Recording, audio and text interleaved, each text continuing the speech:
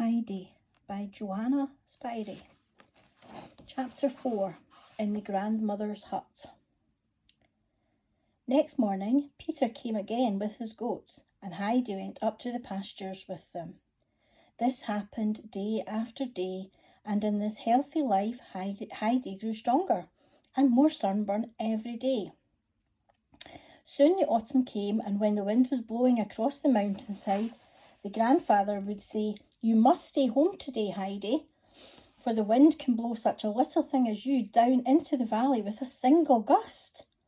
It always made Peter unhappy when Heidi did not come along, for he saw nothing but misfortunes ahead of him. He hardly knew how to pass his time, and besides, he was deprived of his abundant dinner. The goats were so accustomed to Heidi by this time, they did not follow Peter when she was not with him. Heidi herself did not mind staying at home, for she loved nothing better than to watch her grandfather with his saw and hammer. Sometimes the grandfather would make small round cheeses on those days, and there was no greater pleasure for Heidi than to see him stir the butter with his bare arms. When the wind would howl through the fir trees on these stormy days, Heidi would run out into the grove, thrilled and happy by the wondrous roaring in the branches. The sun had lost its vigour, and the child had put on her shoes and stockings and her litter dress. The weather got colder and colder, and when Peter came up in the morning, he would blow into his hands, he was so frozen. At last, even Peter could not come any more, for a deep snow had fallen overnight. Heidi stood at the window, watching the snow falling down. It kept on snowing until it reached the windows, and still it did not stop. Soon the windows could not be opened, and they were all shut in. When it had lasted for several days, Heidi thought it would soon cover up the cottage. It finally stopped, and the grandfather went out to shovel the snow away from the door and windows, piling it high up here and there. In the afternoon, the two were sitting near the fire when noisy steps were heard outside, and the door was pushed open. It was Peter, who had come up to see Heidi. Muttering good evening, he went up to the fire. His face was beaming, and Heidi had to laugh when she saw the little waterfalls trickling down from his person, for all the ice and snow had melted in the great heat.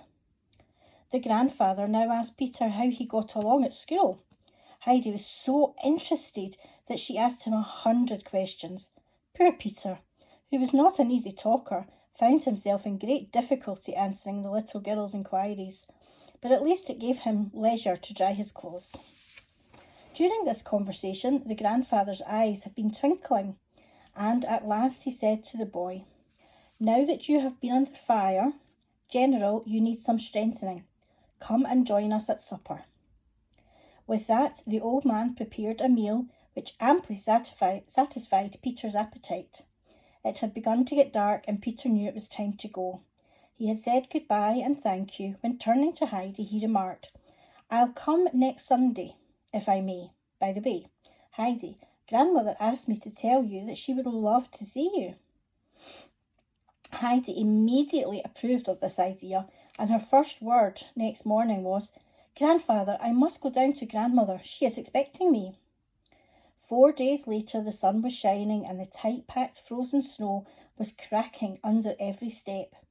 Heidi was sitting at the dinner table, imploring the old man to let her make the visit then, when he got up and, fetching down her heavy cover, told her to follow him. They went out into the glistening snow. No sound was heard, and the snow-laden fir trees shone and glittered in the sun. Heidi, in her transport, was running to and fro. "Grandfather, come out! Oh, look at the trees. They are all covered with silver and gold," she called to the grandfather, who had just come out of his workshop with a wide sleigh. Wrapping the child up in her cover, he put her on the sled. Holding her fast, off they started at such a pace that Heidi shouted for joy, for she seemed to be flying like a bird. The sled had stopped in front of Peter's hut, and Grandfather said, "Go in. When it gets dark, start on your way home." When he had unwrapped her, he turned homewards with the sled. Opening the door, Heidi found herself in a tiny dark kitchen. and going through another door, she entered a narrow chamber. Near a table, a woman was seated, busy mending Peter's coat, which Heidi had recognised immediately. A bent old woman was sitting in a corner, and Heidi approached her at once. "How do you do, grandmother? I have come now, and I hope I haven't kept you waiting too long." Lifting her head, the grandmother sought for Heidi's hand. Feeling it thoughtfully, she said, "Are you the little girl who lives up with the uncle? Is your name Heidi?" "Yes," Heidi replied. "The grandfather just brought me down in the sled." "How is it possible? Your hands are warm as toast." "Brigida, did the uncle really come down with the child?" Brigida, Peter's mother, had gotten up to look at the child. She said, "I don't know if he did, but I don't think so. She probably doesn't know." Heidi, looking up, said quite decidedly, "I know that grandfather wrapped me up in a cover when we coasted down together." "Peter was right after all," said the grandmother. "We never thought the child would live more than 3 weeks with him. Brigida, tell me what she looks like." "She has Adele's fine limbs and black eyes and curly hair like Tobias and the old man. I think she looks like both of them." While the women were talking, Heidi had been taking in everything. Then she said, "Grandmother, look at the stutter over there. It's hanging loose. If grandfather were here, he would fasten it. It will break the window panel. Just look at it." "Oh, what a sweet child you are," said the grandmother tenderly. "I can hear it, but I cannot see it, child. The cottage rattles and creaks, and when the wind blows, it comes in through every chink. Some day the whole house will break to pieces and fall on top of us. If only Peter knew how to mend it. We have no one else." "Why, grandmother, can't you see the shutter?" asked Heidi. "Child, I cannot see anything," lamented the old woman. "Can you see it when I open the shutter to let the light in?" No, not even then. Nobody can ever show me the light again." "But you can see when you go out into the snow where everything is bright. Come with me, grandmother, I will show you." And Heidi, taking the old woman by the hand, tried to lead her out. Heidi was frightened and got more anxious all the time. "Just let me stay here, child. Everything is dark for me, and my poor eyes can neither see the snow nor the light." "But grandmother, does it not get light in the summer, when the sun shines down on the mountains to say good night, setting them all aflame?" "No, child, I can never see the fiery mountains any more. I have to live in darkness, always." Heidi burst out crying now and sobbed aloud. "Can nobody make it light for you? Is there nobody who can do it, grandmother? Nobody?" The grandmother tried all possible means to comfort the child.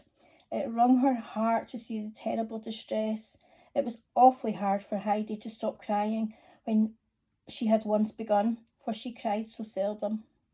The grandmother said, "Heidi, let me tell you something. People who cannot see love to listen to friendly words. Sit down beside me and tell me all about yourself. Talk to me about your grandfather, for it has been a long time since I have heard anything about him. I used to know him very well." Heidi suddenly wiped away her tears, for she had a cheering thought. "Grandmother, I shall tell grandfather about it, and I'm sure he can make it light for you. He can mend your little house and stop the rattling." The old woman remained silent, and Heidi, with the greatest vivacity, began to describe her life with the grandfather. Listening attentively, the two women would say to each other sometimes, "Do you hear what she says about the uncle? Did you listen?"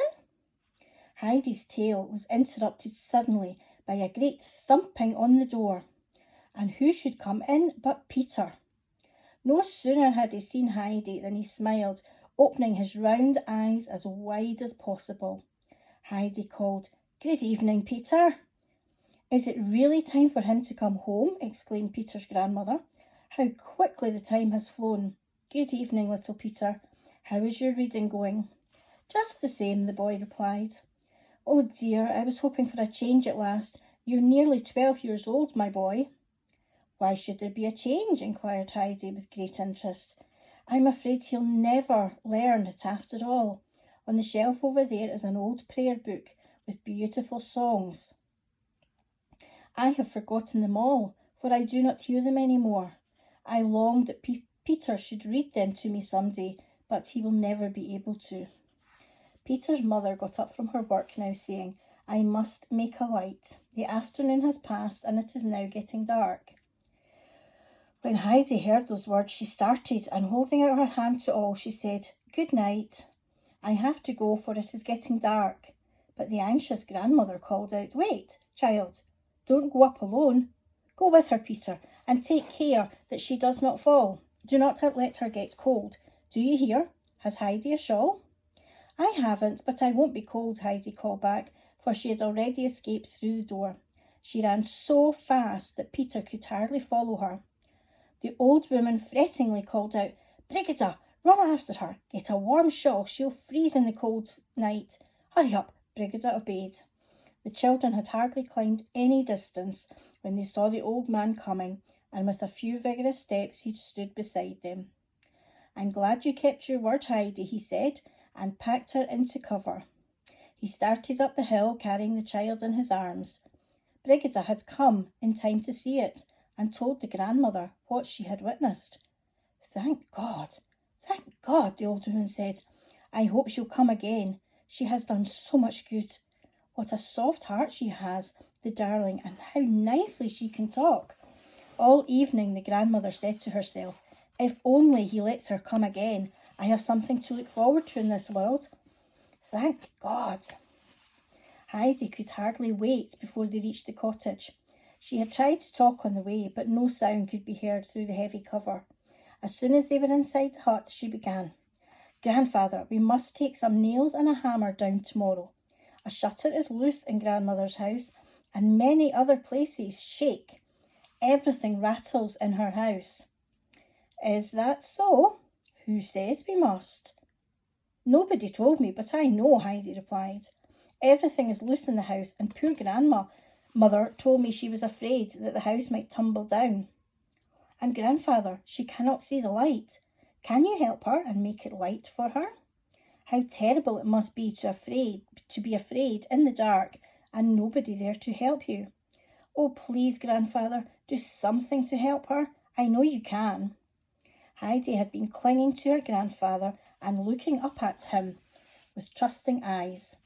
At last he said, glancing down, "All right, child, we'll see that it won't rattle any more. We can do it tomorrow." Heidi was so overjoyed at these words that she danced around the room shouting, "We'll do it tomorrow, we can do it tomorrow."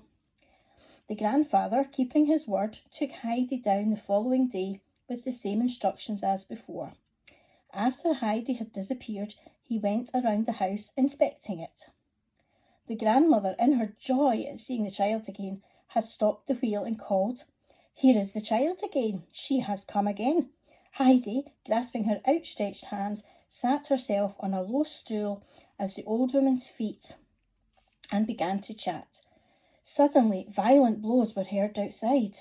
The grandmother, in her fright, nearly upset the spinning wheel and screamed, "Oh God, it has come at last.